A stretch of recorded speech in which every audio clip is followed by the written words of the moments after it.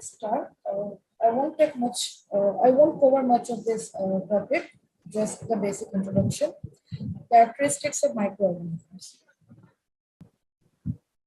Yes, so we all know what microorganisms are. They're defined as the acellular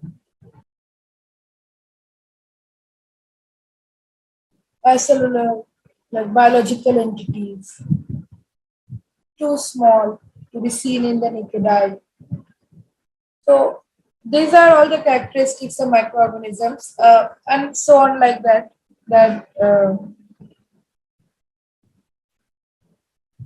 Now let's see about the nomenclature. So we'll just jumping up to there because at the initial it's just introduction and the history of how it get here. So nomenclature, we know that the first half of the name implies the genus, and the first letter of the bacterial name is capitalized like this here. S is capitalized, is Streptococcus, then Lactobacillus, Pediococcus. They all here. The first letter is capitalized. The first letter of the second half of the name will not be capitalized, and it will add the further information that the first name would always be genus, the second name would be species, of course. Like for here, Streptococcus. See, Streptococcus, they are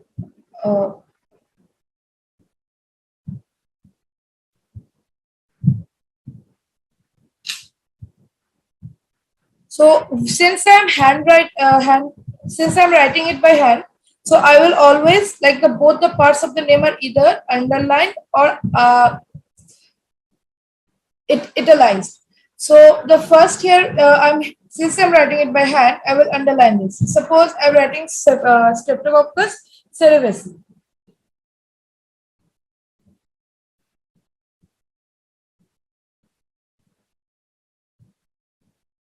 This is my genus name, and this is my species name. I've capitalized this, but not this. So this is how we should write. And when I'm typing the letter or when I'm typing the name, I should always put it in italics. So microorganisms, they have a vital role in the food industry.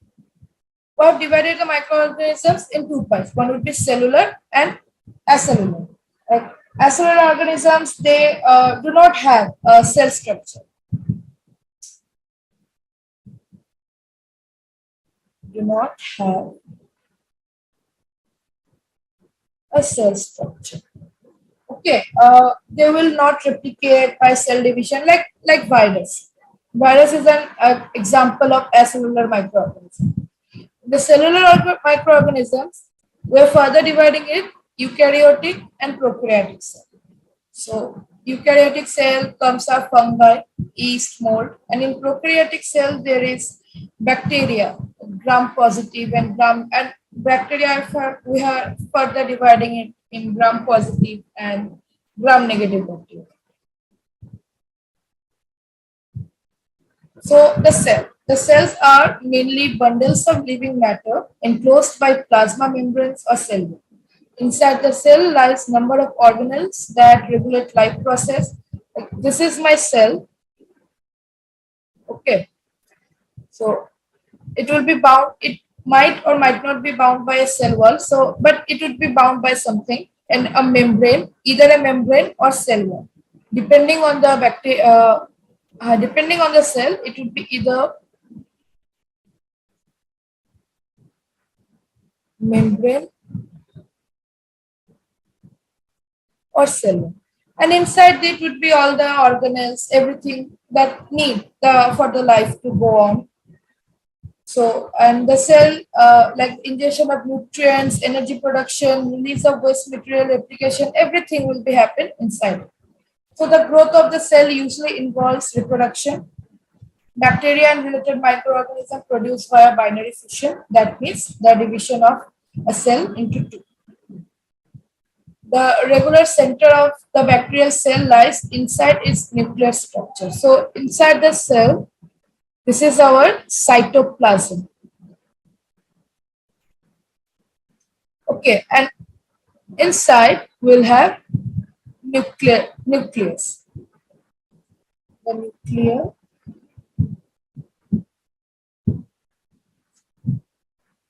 structure. This nuclear structure will have all the genetic material inside it, everything that the information that is needed to be passed on to the daughter cell. Okay, this is the main bacteria or main cell. When it will go under binary fission, all the genetical information that the daughter cell will get, that will be passed on. It's inside this nuclear structure. So thus, this daughter cells may divide all over again and yield four cells from one. So this one will go to two, then two. So all, since it is a binary fission, so the information that this cell had in their nuclear structure would be the same with the cells that their daughter cells, their daughter cells has, because the same thing the same thing is passed on to generation after generation. The time a new cell takes to form a new generation of these daughter cells is termed as the generation time. Now, under agonistic situations, that means that under the situation which is not favorable, when the situation would be like very much hostile to that bacterial cell, so then to defend their genetic material, because since they're like, this is a common characteristics, okay, every living thing, whether it's a big animal or human or bacteria, it is their nature, okay, the first they will, like, it is the nature to pass on their to get the generation, to get the life to go on. So what they do to defend the genetic material, they form spore. Okay, so spore formation will happen when there isn't the environmental condition wasn't there, because our first thing is survival. When you survive, after that you will reproduce. So therefore they have the spores. The main thing about the spores is they won't replicate. They will be very strong. The spores cannot, you cannot like destroy it. It can withstand very harsh climates, very harsh conditions. So after what happens? So the spores, they go to that inactive or dormant state. Okay, the vegetative cell, they form spore when the situation isn't right. So they go to an inactive or dormant state. So there they will tolerate their stress, everything. Then when favorable conditions will come, the spores differentiate into vegetative cells. Then when everything goes well by their metabolism, everything is there, then they will think about reproduction. But when the situation, when the time gets tough, when the environment, everything gets tough, then the first thing, by enzymes, what they do, the vegetative cells turn in themselves into spores. I'm right, I don't have space here. I'm writing it here, some characteristics of the spores. Spores are, remember, inactive and dormant. Means they cannot reproduce.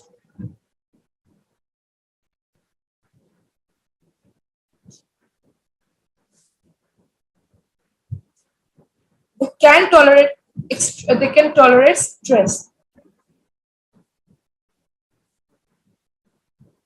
That's why you see when we'll talk about the food processing, spores are the hardest to kill because they can tolerate those this high temperature.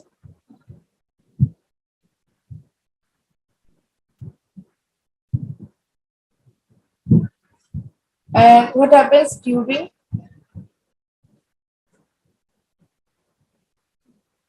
favorable condition? The spores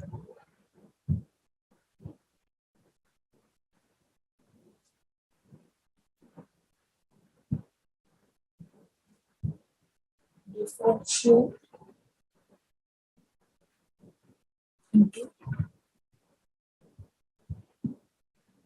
vegetative cells. So now comes the type of cells. There are two types of cells, prokaryotic and eukaryotic. First, prokaryotic. A prokaryotic, pro means before, a kryon means nucleus. That means they don't have like well-defined nucleus. So a typical prokaryotic cell include the bacteria. The bacteria which we study are comes under prokaryotic cells. Most studied prokaryotic cell is Escherichia coli or E. coli, commonly known. The characteristics: it has minimum of internal organization and it is smaller in size. You see that when we study different type of, many people of you had biology when you were in like 12, 11, 12, or even before that. Those who don't, you have studied in BTech, in food micro. So the simpler the organism is, it means that they have been in the earth before. The more time passes, the more mutation happens, the organisms, they get complex. Okay, so this is a simpler structure. It has the internal organs are very limited. They don't have much anything, like it doesn't have any membrane bound organelles.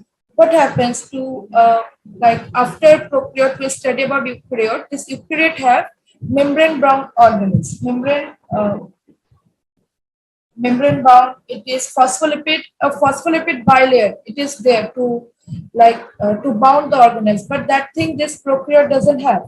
The genetic material is not enclosed by nuclear membrane. Its DNA is not complex with histones, right? Histones are not found. This is an important point to remember. Histones are not found in prokaryotic cells. The role of histone, what is our DNA? It is negatively charged.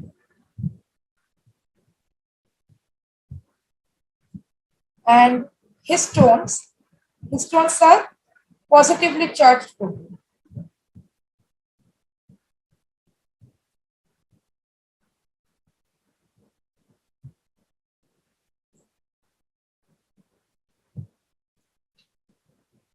So this positively charged protein are they strongly adhere to this negatively charged DNA, and then they form this complex, this DNA complex with the histone. It is formed. So since there is no histone, this complex isn't formed.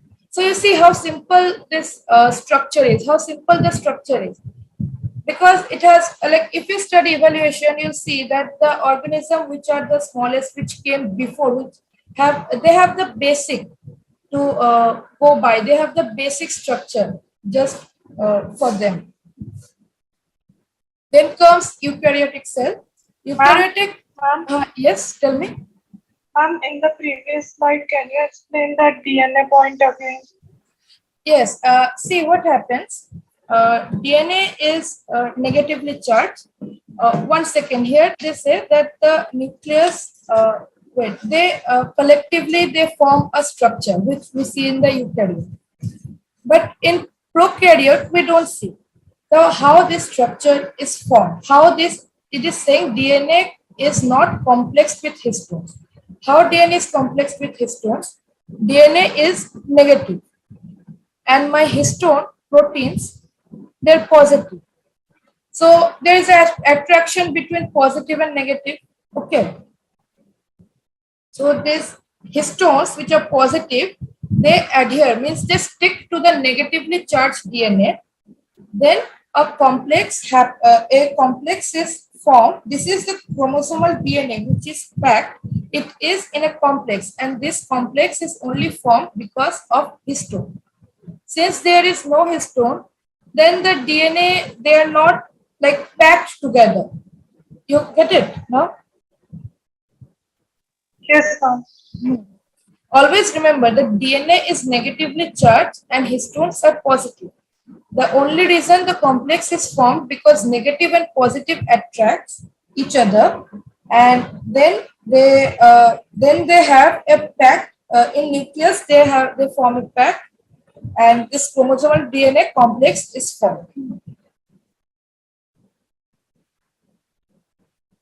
In eukaryotic cells, since they have so many things, like they have an internal structure, they have a large number of distinctive membrane. So this membrane enclosed this membrane enclosed organelles that I have said. Remember the membrane bound organelles.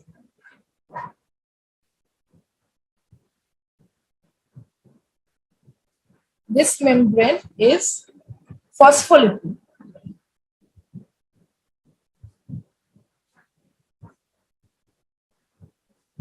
All right. So since they have so many extra things in so many extra structures within themselves, so naturally they are larger in size. Nucleus is the site for information of components collectively called chromatin. So this chromatin is formed only because the complex is formed. Okay, chromatin is a complex of DNA and proteins. Protein means histone. Complex of DNA and proteins.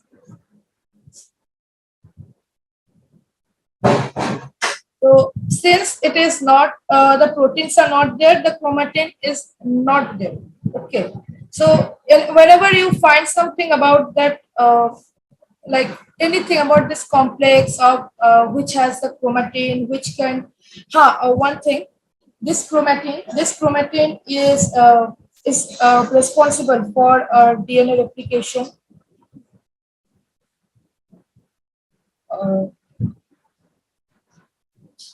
because of the chromatin, it is possible DNA replication.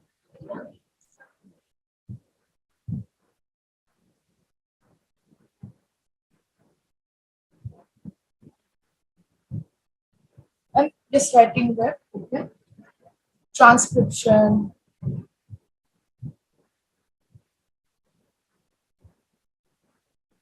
DNA repair,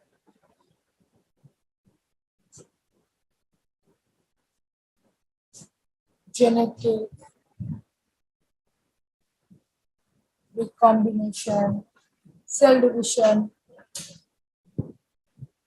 everything. This chromatin, because of this, it is possible. So it has, we have discussed this. Nucleus is the site for information, components collectively called chromatin.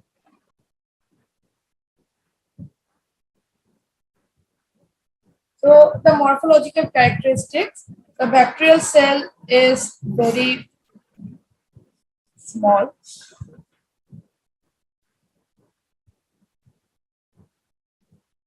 With diameter 0.521 micrometer. Smaller size means higher surface area. This point is important. Smaller the size, higher the surface area volume ratio. So since like what happens? Look, this is a big cube. Okay, so it has this like 1, 2, 3, 4, 5, 6 surface. Okay, if I make this cube small, it still has 6 surface, right? But the volume is less. So for the bacteria also, the volume is less, but the surface area is more. So the surface area to volume ratio, it is there, it is huge. So this higher surface area to volume ratio, it provides large for the nutrient absorption. So they can absorb nutrient, they have a large they have a large surface to absorb nutrient. And similarly, they have a large surface area to release waste. So these are the cell shapes and arrangements.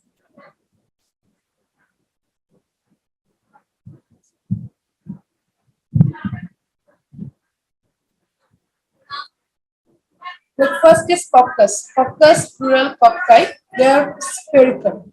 Okay, coccus are spherical. So on the basis of that, we can separate them in diplococcus, di.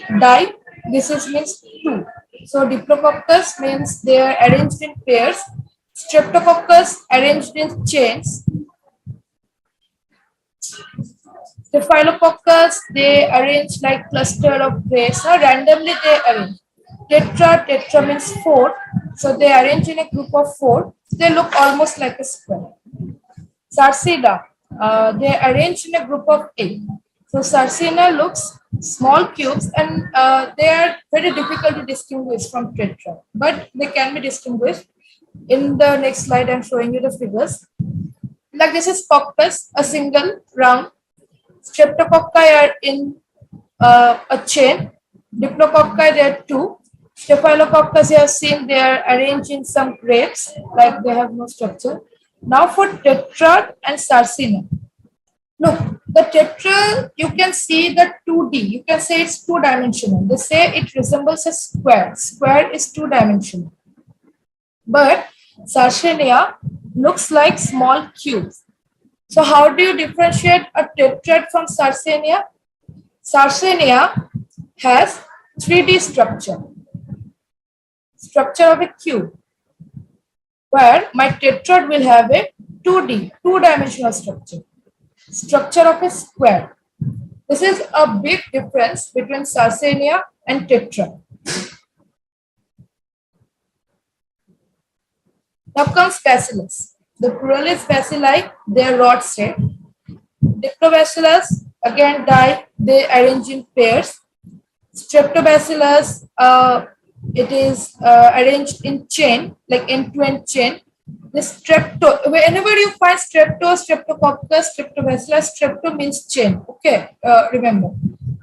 These are some example: Microbacteria, Bacillus anthracis, corniform bacillus, arranged in angles from V to L shape. The Corynebacterium is one of the examples. Coryneiform bacillus. Coccobacillus, they're intermediate between coccus and bacillus. Okay, like coccobacilli, you can't say they're round, but they're being round, they're a bit elongated. So coccobacillus will have a shape which is like something in between of coccus. I mean, it's not completely round, but it's not a rod. It will be something round but elongated. Then comes helical or spirular. They're rigid helical cells. This is also these two. These two are also a bit difficult to differentiate. Spiroshells. So they're both helical, but they are rigid. Okay, like Maggie. You have seen Maggie, when we don't like put it in water and boil it, they're rigid. So that is the shape of helical or spiral. But when we put it in water, they're flexible. They have the same spiral shape, but they are flexible. When they become flexible with having that spiral shape, we call it spiroshells. They're highly flexible, yeah, but they're helical.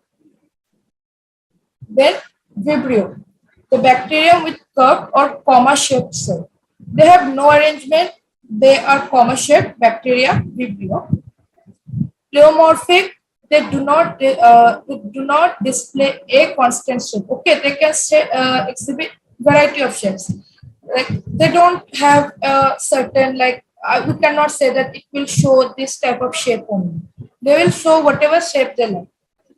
There are other shapes like pear-shaped cell, Pasturia, lob spear, sulfobus. These are examples. Remember, rods with helical structure, different type of there. That these are main. Okay, these shapes are main. Remember that. Now, cell envelope. So, what happens in bacterial anatomy?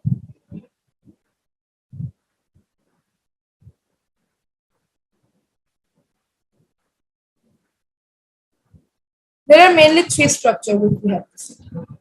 Cell envelope,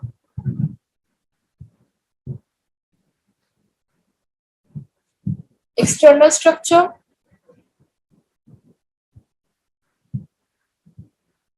and internal structure.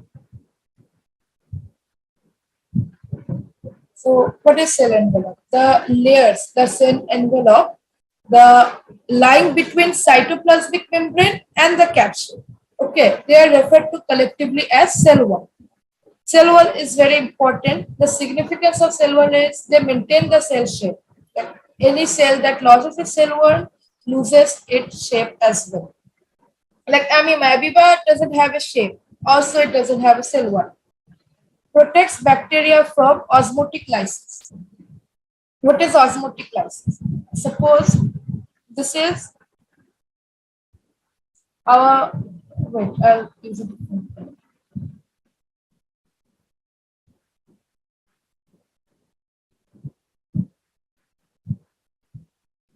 This is my cell wall, this brown one. Okay, this is my cell wall.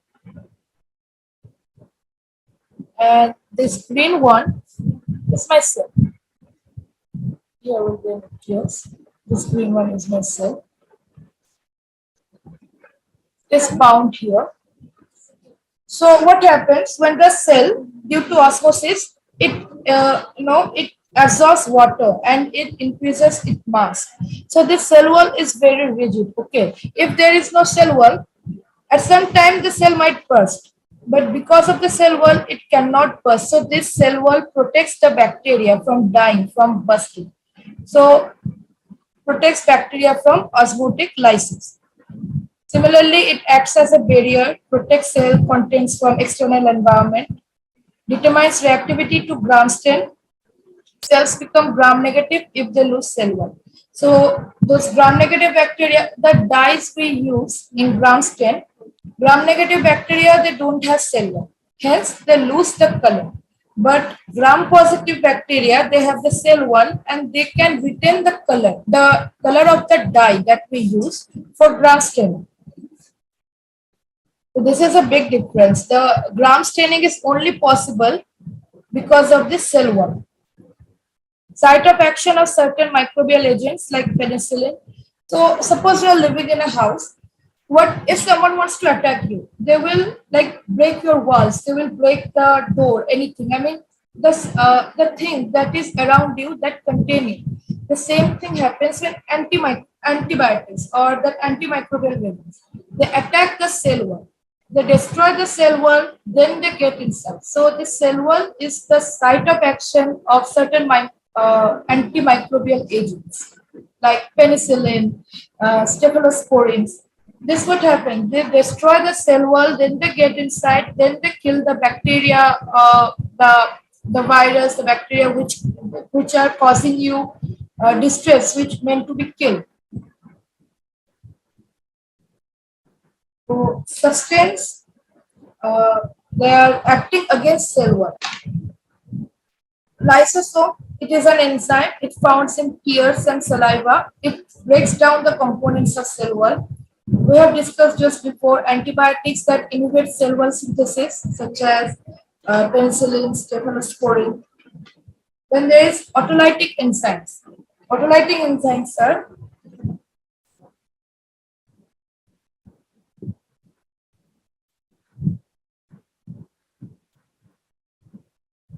autolytic enzymes. These enzymes digest the cell. Just to have told, if you want to destroy cell, if you want to like attack some person, you will destroy their walls, you will destroy their doors. Then you get inside to kill that person or that being.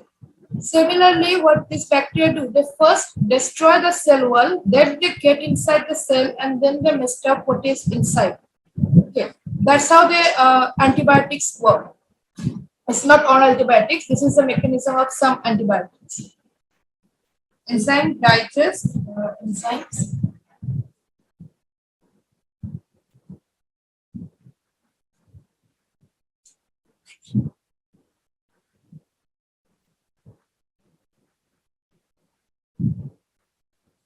Digest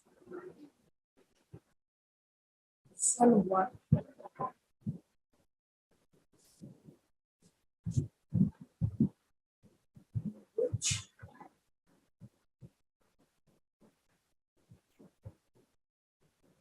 is produced. Autolytic enzyme sections are usually making